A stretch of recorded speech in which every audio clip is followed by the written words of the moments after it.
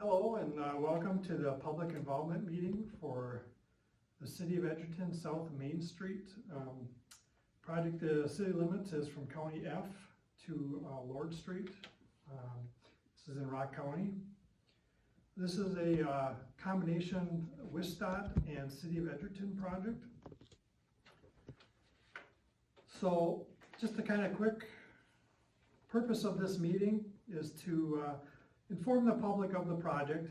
Obviously with COVID-19 going on right now, we can't do a face-to-face meeting, so we're trying to provide you the information in a different format here. So we want to inform the public of this project, the adjacent property owners, adjacent businesses, and any other stakeholders that are within the city, county, state that might have an interest in this project. We also want to present some alternatives, talk about those a little bit, some preliminary impacts and project costs and schedule for the project.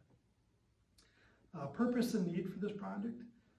In general, there's three things that we're looking to take care of. One are roadway deficiencies, a system linkage route importance that is taking place on here, and any social needs that are required for the project.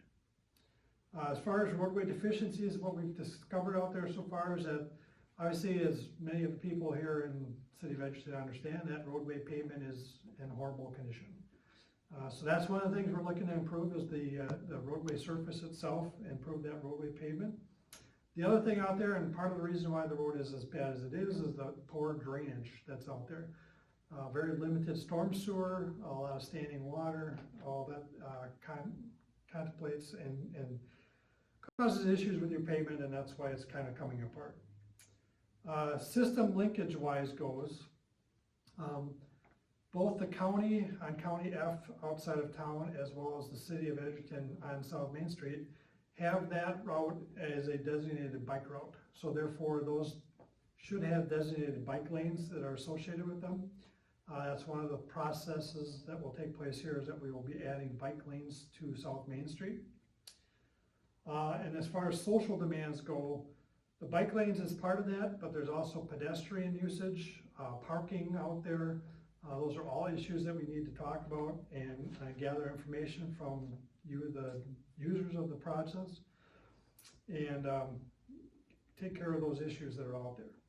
So currently right now, the existing roadway out there is about 30 feet face-to-face, asphalt pavement over top of concrete, coming apart. It's got sidewalks, 4-foot wide sidewalks on both sides of the road out near the right-of-way lines. This project, and we'll go to this, our typical sections that we're going to present here at this point in time is what we have drawn currently anyway, is that we'll start off with matching at the very west end of the job down by the cemetery. We have to match into kind of what's out there right now. So we have a very narrow stretch of road that varies in width to get out to our wider roadway. Then we have a section that has 2 driving lanes, 2 bike lanes, and sidewalk on both sides of the road. And that is a very little bit at the beginning and a very little bit at the far end of the job is that section. But the majority of the job as we currently have it drawn has got 2 bike lanes, 2 driving lanes, and a parking lane on just the north side only. So that's currently what's drawn on the project. So basically what we're looking at here is that we're looking to get from you, the public, your ideas, comments, thoughts on, do you want parking just on the north side? Do you want parking on both sides? The thing we do need to have is we have 2 driving lanes and 2 bike lanes that we're required to have. We have sidewalks being replaced on both sides of the road, so we want to look at that. We also have a few other things that we are going to be looking at as traffic calming measures on this project. One being a speed table, which we have in detail here. Basically a speed table is a rise in the pavement about 3 inches over about 10 feet. And then there's a flat section and it goes back down again. So if you're driving the speed limit on these, they're just a mild rise up and back down again.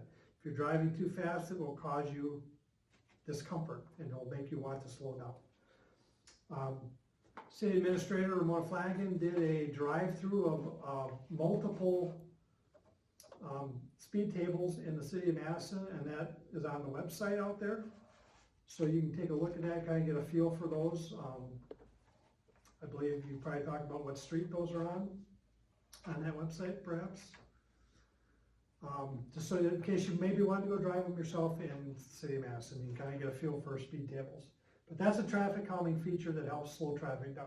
The other thing we've offered is bump outs at select locations along the way to help visually narrow the look of the roadway that tends to slow drivers down. So that's another aspect that we're looking to use as a traffic calming, speed controlling feature. And both of these items we'd like to get your feedback on as to whether you'd like to see them out there or maybe one of them but not the other. Just look at that and give us your comments there. Now do a quick brief run through of the project. Starting at the west end by the cemetery and just west of Hain Road is where the project begins, where we tie into the county. County F continues from that point on. So as we come in, we get Hain Road. First bump out we get is at Hain Road at a crosswalk. And shortly after that, we have a speed table. And then you continue on down the road, we get to the west leg of Lion Street, where we have another set of bump outs on the north side, and another crosswalk, and another speed table. And then we continue on down, and then we have like kind of a mid-block between the two Lion Streets. We have a mid-block crossing here where we're going to have a bump out and a speed table at the same location. So this will actually be like a raised crosswalk that goes across here. Then we continue on down further to the very end of the job where our last bump out is, right before Lion Street, and we tie in to the existing concrete pavement down at Highway 51. So that's generally the project laid out as it goes right now. The current look of this project, we're looking at a cost of about $2 million for the reconstruction of this project. And that reconstruction is planned and scheduled right now for the summer of 2022. The year prior, in 2021, the city will be doing sanitary sewer and water main replacement. So that project will be tearing up the road a year prior to this one. For this project, there will be a assigned detour route where we will use County Highway M starting at Indian Ford, continuing all the way down to Highway 51 and then brought back into town at the east end of the job. That'll be the assigned detour route for everybody who is not living on the street and would like to use that route. They should take the detour route and avoid traffic going through there during the construction.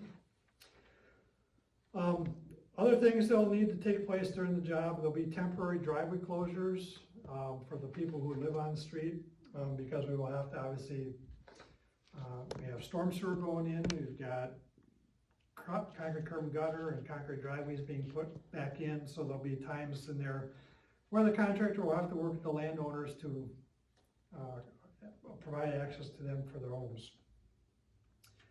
Real estate wise, going on this project, we anticipate pretty much from one end to the other end there'll be strip limited temporary easements going on, just so that the contractor can get onto the property, do grading, install the sidewalks, install your driveways in the areas behind the sidewalks to match back into your current driveways. At this time, we do not see any permanent right-of-way taking going on here. There should be no need for that. We're keeping all the majority of work inside the right-of-way. Potentially could be a permanent easement for some storm sewer here, for a pipe going out into the lower area back behind, as well as potentially some work along this west leg of Lion Street for storm sewer.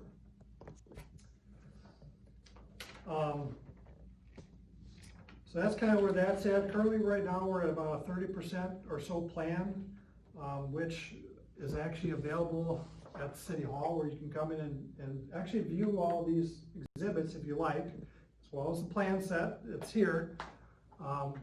That's available to everybody during normal business hours. We try to, once again, if you have more than one person here, kind of social distance yourselves.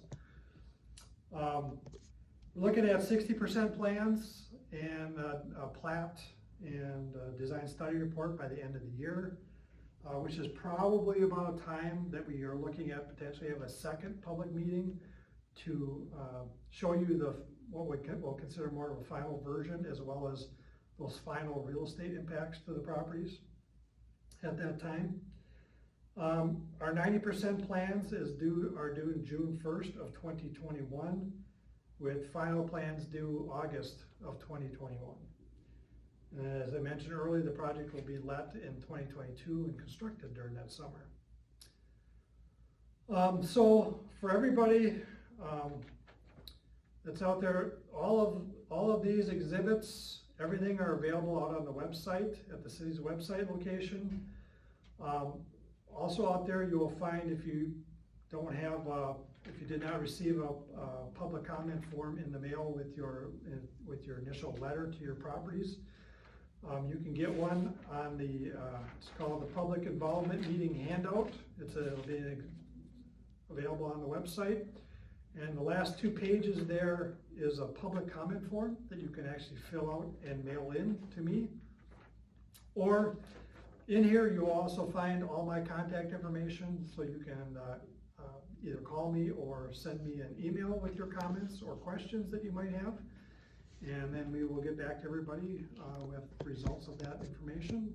There'll be a public informational meeting comment form that will get all put together when we're all done, that we will then use to make any adjustments to the plans and develop more of a final plan.